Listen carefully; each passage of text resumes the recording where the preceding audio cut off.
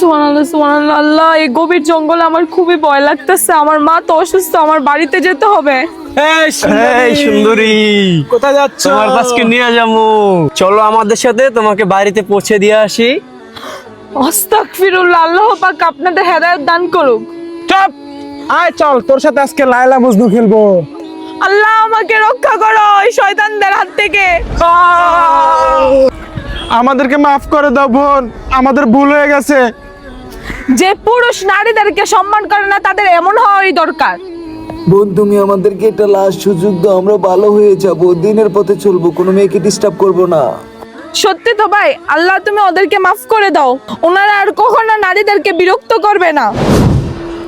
নারী হচ্ছে মায়ের জাত, আর মায়ের জাতকে সবসময় সম্মান করা উচিত। হে মহান রব্বুল আলামিন, তুমি তোমার রহমান নামের উসিলায় প্রতিটি মায়ের জাতকে রক্ষা করো। ভিডিওটি যদি ভালো লেগে থাকে তাহলে অবশ্যই সাবস্ক্রাইব করে যাবেন।